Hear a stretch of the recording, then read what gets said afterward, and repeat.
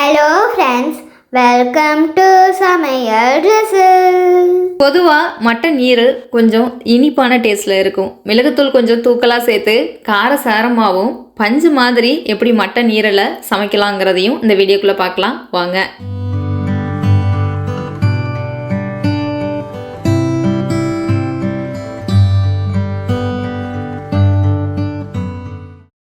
Mutton ஈரலில் கண்ணாடி மாதிரி ஒரு ஸ்கின் இருக்கும். அந்த ஸ்கின்னை எடுத்துட்டு அதுக்கப்புறமா துண்டு போட்டு ஒரு 2-3 தடவை தண்ணியில் அலசிட்டு அதுக்கப்புறமா மஞ்சள் தூள் சேர்த்து ஒரு தடவை க்ளீன் பண்ணிவிடுங்க.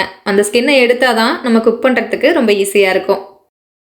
1/2 கிலோ அளவுக்கு மட்டன் ஈரல் எடுத்திருக்கேன். வறுவல் செய்ய போகிறோம். 50 ml எண்ணெய் சேர்த்துக்கங்க.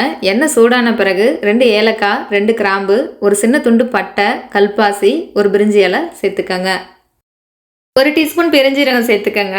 3 பச்சை மிளகாவை இந்த மாதிரி கீறிட்டு சேர்த்துக்கங்க. கொஞ்சமாக கருவேப்பிலை சேர்த்து கிளறி விட்டுருங்க. 10 பல்லு பூண்டு தட்டிட்டு சேர்த்துக்கங்க. பச்சை வாசனை மாறினதும் அடுத்த இன்க்ரீடியண்ட்டை சேர்த்துக்கலாம். ஈரல் சாப்பிட்டோன்னா ரத்தம் அதிகரிக்குங்கிறது எல்லாருக்குமே தெரியும். மாதத்தில் ஒரு தடவை இந்த மாதிரி காரசாரமாக செஞ்சு சாப்பிட்டு பாருங்கள். டேஸ்ட்டு நாக்கில் நின்று பேசும். 4 பெரிய வெங்காயத்தை கட் பண்ணி சேர்த்து வதக்கிக்கங்க. இந்த மாதிரி கண்ணாடி பதத்துக்கு வெந்த பிறகு நம்ம மசாலா எல்லாத்தையும் சேர்த்துக்கலாம். 1 டீஸ்பூன் மஞ்சள் தூள், 1 டீஸ்பூன் மிளகாய்த்தூள், மிளகுத்தூள் 1 டீஸ்பூன் இப்போ சேர்த்துக்கங்க. ஈரல் குக்கான பிறகு இன்னும் உங்களுக்கு தேவையான மிளகுத்தூளை சேர்த்துக்கலாம். 1 டீஸ்பூன் சீரகத்தூள், தேவையான உப்பு சேர்த்து கலந்து விட்டுருங்க.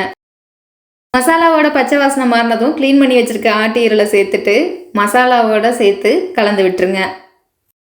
ஆட்டு ஈரல் வேகும் போதே தண்ணி இருக்கும், அதனால் தண்ணி எதுவும் சேர்க்க தேவையில்லை. ஒரு மூடி சேர்த்து ஒரு 20 நிமிஷத்துக்கு வேக விட்டுருங்க. அதுக்கு பிறகு மூடி எதுவும் சேர்க்காம ஓப்பன்லேயே ஒரு 10 நிமிஷத்துக்கு குக் பண்ணிங்கன்னா தண்ணியெல்லாம் வற்றி எண்ணெய் பிரிஞ்சு வரும். அப்போது உங்களுக்கு தேவையான மிளகுத்தூளை அள்ளி தூவி விடுங்க. கடைசியாக கொஞ்சம் கொத்தமல்லி தூவிட்டு சூடான சாதத்தோடு சேர்த்து சாப்பிட்டு பாருங்கள், செம்மையாக இருக்கும். வீடியோ பிடிச்சிருந்தா வீடியோக்கு ஒரு லைக் பண்ணுங்கள். வீடியோவை ஃப்ரெண்ட்ஸ் அண்ட் ஃபேமிலிக்கு ஷேர் பண்ணுங்கள். ஹெல்த்தி அண்ட் சிம்பிள் ரெசிபிக்கு சப்ஸ்கிரைப் சமையல் ட்ரெஸ்ஸு.